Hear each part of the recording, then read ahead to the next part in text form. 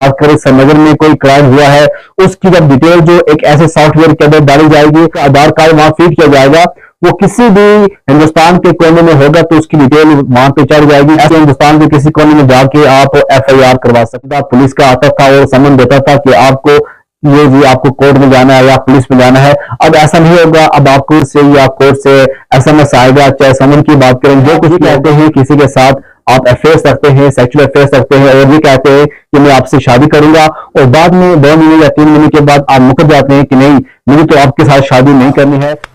For example, आपने 2000 की चोरी की है, अब कंप्लेंट आपके खिलाफ आ गई है कि हाँ जी इसने 2000 की चोरी की हुई है। अब जज साहब चाहे फॉर एग्जाम्पल वो किसी हॉस्पिटल में आपको 15 दिन के लिए वहां पे बताएगा कि आपको 15 दिन हॉस्पिटल की सफाई करनी है। ये भगवान क्या जुल्म। तो हेलो एवरीवन, तेजीबाजी में एक बार फिर हम सभी का स्वागत करते हैं और आशा करते हैं कि आप सभी ठीक ठाक होंगे। मैं हूं आपका दोस्त डॉक्टर AR लोन। जैसा कि आप जानते हैं कि अब की बार हमारे मुल्क हिंदुस्तान में 3 नए कानून जो हैं वो लागू हो चुके हैं। इसी महीने जो है ये एक बहुत बड़ा डिसीजन लिया गया कि अब जो 3 कानून थे, जैसा कि आप सभी जानते हैं पिछले साल BJP गवर्नमेंट की तरफ से 3 क्रिमिनल लॉज को पार्लियामेंट से पास करवाया गया था। बहुत से लॉज ऐसे थे जो ब्रिटिश के टाइम से चलते आ रहे थे। अब पूरे मुल्क के अंदर 3 जो नए क्रिमिनल लॉज हैं वो 1 जुलाई से वो लागू हो चुके हैं। इन 3 लॉ की अगर हम बात करें, जो सबसे पहला है तो CRPC ऑफ 1973, जो पहले हुआ करता था इसका नाम था, अब वो रिप्लेस हो गया है भारतीय नागरिक सुरक्षा संहिता जो है इसके नाम से। उसके बाद दूसरा हम बात करें, दूसरा था the Indian evidence act of 1872, इसको रिप्लेस कर दिया गया है और अब आ गया Bharatiya Sakshya bill 2023। Indian penal code IPC के बारे में कौन नहीं जानता है। 1860 का IPC अभी भी हमारे हिंदुस्तान के अंदर चल रहा था, बट अब नहीं चलेगा क्योंकि अब आ चुका है भारतीय न्याय संहिता 2023। तो इसी के आपने ये चीज भी सुनी होगी कि थाना दिवस के प्रोग्राम जो है वो 2 जुलाई को हर एक थाने के अंदर मनाया गया। वो क्यों मनाया गया, उसका जो मेन मकसद था वो यही था कि इन लॉज के बारे में अवेयरनेस दी जाए। हालांकि इस लॉ को अभी फुली इंप्लीमेंट करते हुए अभी बहुत टाइम लगेगा। पहली बात है ट्रेनिंग, हर एक को ट्रेनिंग दी जाएगी और उसके साथ साथ डिपार्टमेंट ऑफ स्कूल एजुकेशन के अंदर स्पेशल मॉड्यूल जो है क्लास 6 से लेकर अप टू 12 इनको स्पेशल मॉड्यूल जो है वो पढ़ाए जाएंगे ताकि इनको पता चले कि जो ये नए 3 क्रिमिनल लॉज हैं इनके बारे में। उसके बाद जो लबिसना है मसूरी के अंदर, जिसे आप लाल बहादुर शास्त्री नेशनल एकेडमी के नाम से जानते हैं, जहां जब IAS का एग्जाम जो क्रैक करता है, IPS का करता है, तो वहां जाके वो पढ़ता है, अपनी ट्रेनिंग करता है। तो ये जो लबिसना है इसके अंदर भी गवर्नमेंट ऑफ इंडिया की तरफ से ट्रेनिंग्स जो है वो स्टार्ट हो रही है। चाहे IAS की बात करें, IPS वालों की बात करें, जो भी जुडिशरी हो उनकी बात करें, सबके लिए वहां पे स्पेशल ट्रेनिंग्स का जो है इनकाद किया जा रहा है। और साथ साथ में बहुत सारी मिनिस्ट्री, जैसे ministry of women child development की बात करें, पंचायत राज की बात करें, बहुत सारे जो वेबिनार्स हैं वो पंचायत लेवल तक हो जाएंगे। और जो ICDS डिपार्टमेंट है, जहाँ ऐसे डिपार्टमेंट जहां पे इनको जरूरत पड़ेगी तो वहां पे ये ट्रेनिंग्स लोगों को देंगे और अवेयरनेस बताएंगे। ट्रेनिंग जो है ये वहां पे उन लोगों को हो जाएगी जो इसके साथ मुंसलिक रहेंगे, चाहे पुलिस की बात करें, जुडिशरी की बात करें, या फिर हम एडमिनिस्ट्रेशन की बात करें, लेकिन अवेयरनेस बाकी लोगों तक भी इनको पहुंचाना है। पुलिस जो है उन्होंने भी बहुत सारे ट्रेनिंग मॉड्यूल जो है अपने तैयार किए हुए हैं और खासकर जो ट्रेनिंग है, मास्टर्स हैं, उनको भी तैयार किया है ताकि वो वहां की जो स्टेशन हाउस ऑफिसर होंगे, सुपरिटेंडेंट पुलिस होगा, या हम DIG IG की बात करें, उन तक ये बताएंगे, उनको समझाएंगे कि किस तरह से जो लॉज हैं उनके सेक्शन क्या आ चुके हैं, अब हमें क्या कुछ करने की। सोशल मीडिया का भी इस्तेमाल किया जाएगा और हर एक इंस्टीट्यूट के अंदर, कॉलेज की बात करें, यूनिवर्सिटी की बात करें, या और वहां पे इवेंट्स होंगे, वहां पे वेबिनार्स होंगे ताकि जो बच्चे वहां पढ़ रहे हैं उनको भी इसके बारे में पता होना चाहिए। सबसे पहले बात हम करेंगे टेक्नोलॉजी से।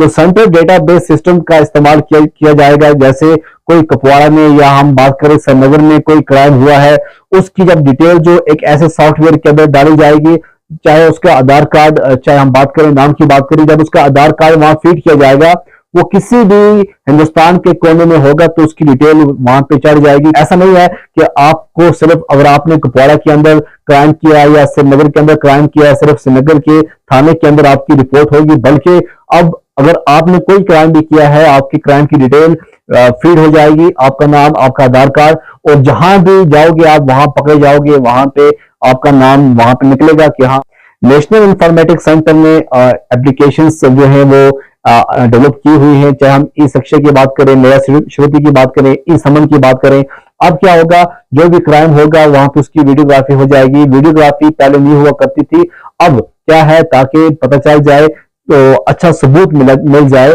तो बाद में ऐसा होता है कि सबूत नहीं मिलता है तो कई साल निकल जाते हैं।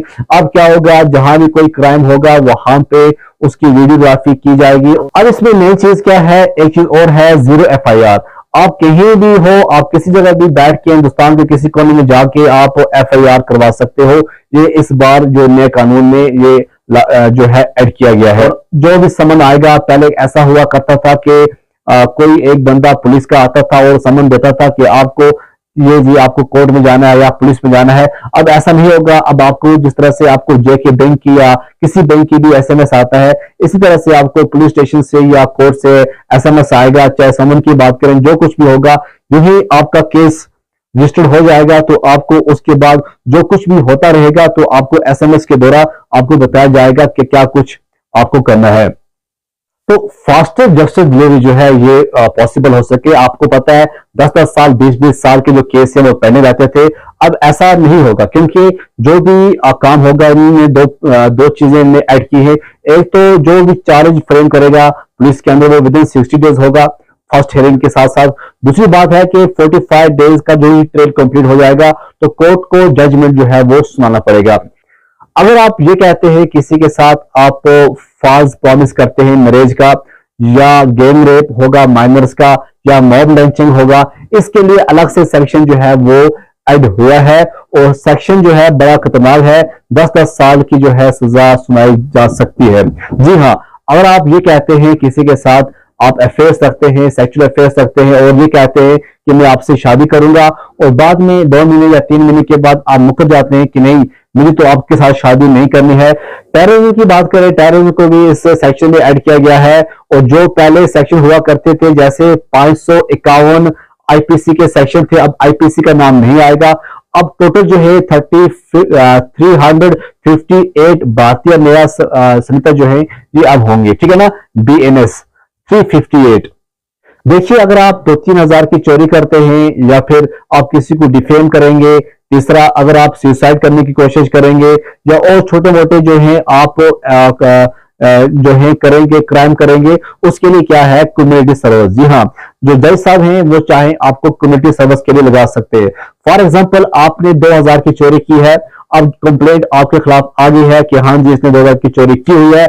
अब जज साहब चाहे फॉर एग्जांपल वो किसी हॉस्पिटल में आपको 15 दिन के लिए वहां पे बताएगा कि आपको 15 दिन हॉस्पिटल की सफाई करनी है, या आपको मिनी सेक्रेटरी या सेक्रेटरीट को बता देगा कि आपको सेक्रेटरीट की सफाई करनी है, या कोई ऐसा गरीबों को खाना बांटना है, या गरीबों के साथ ऐसा करना है, या कोई लिखा पढ़ा हो तो उसको बोलेंगे कि जाओ आप गरीबों के बच्चों को पढ़ाओ, या आप बूढ़ों की मदद करो। तो जो भी कम्युनिटी सर्विस होती है वो दी जाएंगी, या आप कहेंगे कि वहां पे जो पब्लिक पार्क है वो आप सफाई करो, या आप जो मेन जगह है जहाँ पे बैठने की जगह होती है, टूरिज्म की जगह होती है, वहां पे सफाई करो। तो किसी न किसी कम्युनिटी सर्विस को वहां पे जज साहब उसको बोल सकते हैं। पहले ऐसे नहीं हुआ करता था। अगर आप किसी गर्लफ्रेंड के साथ आप राजी होकर सेक्स करते हैं, इस वजह से करते हैं कि हाँ जी मैं आपको प्रमोशन दूंगा, या फिर आप कहते हैं कि मैं आपसे शादी करूंगा, और बाद में आप शादी नहीं करते हैं, ना फिर आप प्रमोशन देते हैं, तो इसमें क्या होगा, आपके खिलाफ अगर वो लड़की जाती है तो आपको 10 साल की इम्प्रिजमेंट हो सकती है और फाइन भी हो सकता है।